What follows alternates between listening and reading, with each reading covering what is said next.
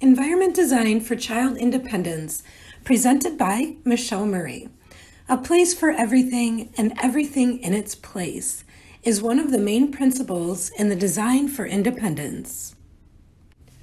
The 5 main areas of focus in practical life include fundamental movement, environmental care, personal care, food preparation, and grace and courtesy. When implementing independence principles in the home, most parents are intrigued by the idea but need help figuring out where to start.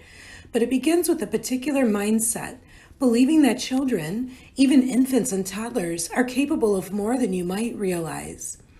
To know how to prepare each space and set up for success, it'll be a common practice for you to observe, guide, and follow your child. Fundamental movement skills provide the foundation of physical activity and coordination, giving children both the confidence and ability to engage and control their movement and exercises. Children with well-developed motor skills are likely to be healthy, more physically active, achieve greater success in their activities, and be better protected from experiencing injuries. We practice fundamental movement by the way we manipulate objects, carry objects, walk around the room, and show responsibility in the way we care for the environment and people around us. Preparing the environment is one of the most critical components of applying this method.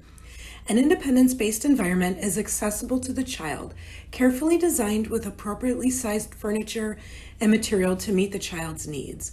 Classic, modern, or professional art is hung at the child's eye level. Lighting is natural or sufficiently lit to not overstimulate from a visual perspective. Plants, flowers, and objects from nature complement the rooms with accents. The rooms are orderly with clean lines so the child can see what's available and know where to replace things after use. Tools, toys, and objects are made from natural materials when possible and used for various purposes as the child grows and develops. When materials are not in use, they are organized and stored in labeled bins, which can be rotated in and out when needed. Sensorial materials are designed to engage the children by activating their sense perception. The development and refinement of the senses are the most significant during the earliest years of development. Children can experience the world in profound ways by engaging all of the senses. The bedroom is set up for dressing and undressing, nighttime routine, reading, and sleeping. The dressing area is accessible with hooks, hangers, drawers, and a laundry bin at a level within reach. Provide quiet toys in the bedroom, such as cuddle toys, blocks, puzzles, and books. Lighting on a dimmer, a soothing sound machine, and lavender scent will help to set the mood and allow your child to relax during the nighttime routine and when falling asleep. Introducing a floor bed can happen anytime, but the earliest age is typically around 2 months old. Be sure to safety-proof and monitor the child often when introducing a floor bed. Some families opt to keep their child in a crib until toddler age. Be aware of your child's agility level. If the child is at risk of climbing out of the crib, it might be time to transition to a floor or toddler bed for safety. In the bathroom, we will be considering independence with toileting, bathing, hand washing, face washing, and brushing teeth. A changing pad can be placed on the bathroom floor instead of a high changing table for children in diapers. This helps prevent falls and keeps diaper changes in the bathroom instead of diapers being changed in the bedroom or other areas of the house. Many creative ways exist to make the bathroom accessible for a young child. This is a time to observe and determine how to help your child carry out the tasks independently.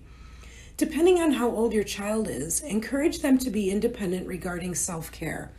As a rule of thumb, when your child can walk unaided, they can usually start to assist and carry out some of their self-care needs on their own. Some points to consider in the living room include choosing materials that promote engagement more than entertainment. These are typically a variety of open-ended materials such as sensory baskets, building blocks, and manipulatives. Keep an open space to allow for movement and exercise on days with inclement weather. And of course, art and plants are encouraged in each room for beauty accents. The kitchen is set up to allow the child to prepare food, set the table, eat meals, and clean up. A mini fridge, a low cabinet, and an appropriately sized table or leaning tower allow the child to work in various areas of the kitchen.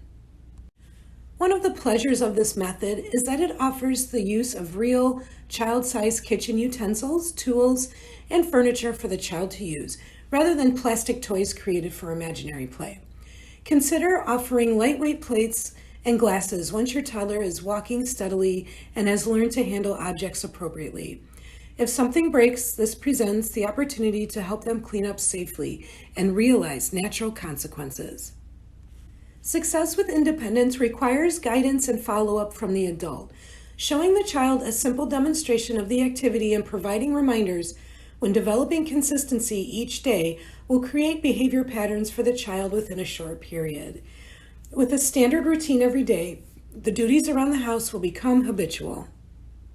Pets not only provide a chance for the child to develop the ability to care for something that they love, pet care also offers an introduction to science and language learning. Whether feeding a fish or walking the dog with an adult, children will incorporate these experiences and eventually adopt the routine as a fun and fulfilling responsibility. Outdoor playtime can help your child focus on new and exciting natural experiences. Setting up an outdoor play space provides a rich environment for fun and learning. Allow access to a water source, a watering can, and a water table for scooping, pouring, dumping, and spraying. A sand area with buckets, shovels, push toys, ride-on cars, big trucks, wheelbarrows, balls, and slides are perfect for developing gross motor skills, and the outdoors provides an ideal space for this mobility. A child-sized broom for sweeping sand and debris, a rake for sticks and leaves, and a shovel for digging and planting will be staples in your outdoor space as your child develops. Grace and courtesy lessons help the children learn how to care for their environment and the proper way to treat others. Children learn to coordinate their movement through focused activities, walking and maneuvering around the environment. They're trusted to learn how to handle breakable or fragile objects. To cultivate these ideas, be intentional in your behavior. Remember that your child will soak up everything that you do. Move slowly so they could see how you are doing something, and use care when moving and handling objects in the environment. Show them to cover their mouths with the inside of their elbow when they cough. Model table manners and help your children learn how to sit appropriately, hold their silverware, and use an open cup. When interacting with others, say please, thank you, and use proper language and vocabulary. Try to maintain a calm voice when speaking, even when upset. This can help children learn how to deal with their emotions in a positive manner. If your child does something special, take a moment to acknowledge it and comment about what they've done. However, instead of praise or good job, offer a genuine, objective acknowledgement. This way, the children learn how to complete a task for the joy of doing it, not for reward or praise. When the child learns to do their tasks for the simple pleasure of doing it, they've built intrinsic motivation and a growth mindset. Thank you for listening. Contact Michelle Murray at mmurray@elkwin.org with any questions.